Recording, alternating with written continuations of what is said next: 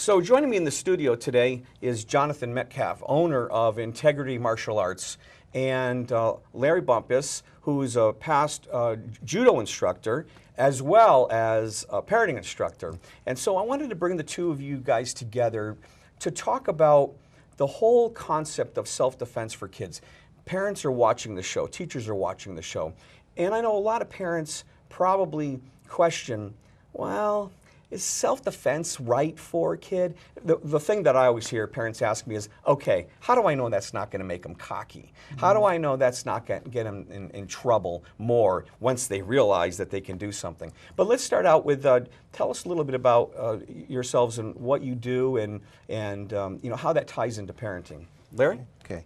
I teach judo. I've been teaching judo for 23 years, and we teach our students to respect one another. We teach them to have empathy for one another, to feel for one another. Judo teaches mutual welfare and benefit, and we want the students to not only improve themselves, but to improve the others in the dojo. The name of our dojo is Kazoko Judo Dojo, which means Family Judo Club, and that's we encourage families, and we make those in the dojo feel like one big family.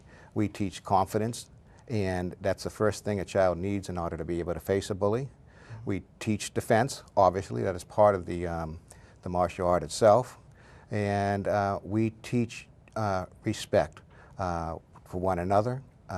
Every time a student spars with another student, they first bow to the student and as an acknowledgement that they're equal. And they always finish any sparring with a handshake and a thank you. Because if they didn't have that partner, they would not be able to improve themselves. We encourage them. We avoid anything such as screaming or yelling at our students. We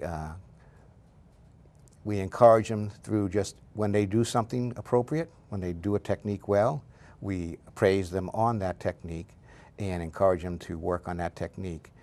In judo, we teach them to throw many different throws and grappling techniques, and it in itself gives them confidence in their abilities. We try to teach them more than that. We encourage their behavior at school. We encourage their grades. We give them credit for their grades, and so on. So there's a lot more than just knowing the moves and everything. Now, from more of a karate perspective, is it the same? Well, a lot of the things that Mr. Bumpus was saying and what we do in Integrity Martial Arts are similar. I think, you know, first off, my feeling about martial arts is that it can be really good for any child if you have the right mix in the school. So martial arts, like a lot of things, you have really talented coaches and you have some coaches who, you know, love their art and love, you know, whether it's karate or taekwondo or judo or kung fu, whatever. They might be fantastic with their technical side of their martial arts, but they may not be fantastic with kids. So when a parent's looking, you know, is this right for my child? My advice is not to go out and look for the right style, but look for the right school. And you're going to be looking for an instructor who, like what Larry said, you know, treats the children with respect, so that when you watch the instructor interact with a child, do the children seem like they're being supported? Do they seem like they're being helped? Or does it look the other way around?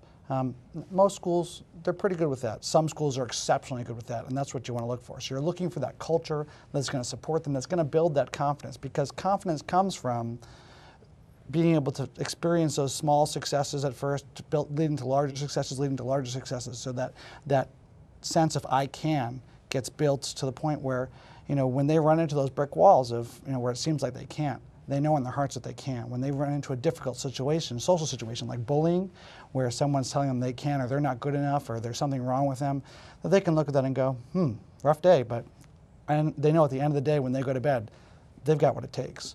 And in order to have that kind of environment, that kind of atmosphere, you need to have an instructor who's just as dedicated to the children or their students and developing themselves as teachers as they are to their style.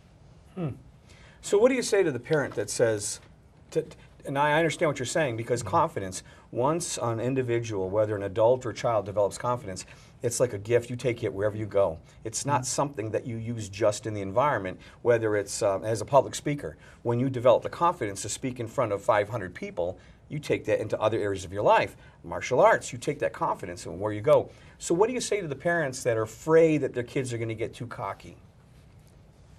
Well, I've taught over 1,000 students, and I've yet to have a student who a parent has come back to me and say, my child has gotten cocky. In fact, I can say that pretty much every one of the over 1,000 students have impressed their parents with the much more respect that they have for their parents, the much more respect they have for their siblings, especially if they have younger siblings. They're much more protective of their younger siblings and respectful of how they used to be, for lack of a better word, a pain in the neck themselves when they were younger, and they can appreciate that from their younger siblings. And the other thing we encourage is for the parents themselves to get involved.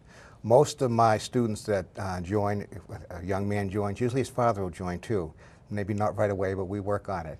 And the same thing with the girls and the moms. We have many families in our dojo, and it becomes a matter of everybody learning that they have the ability to do something that they didn't realize they did before they walked into the dojo.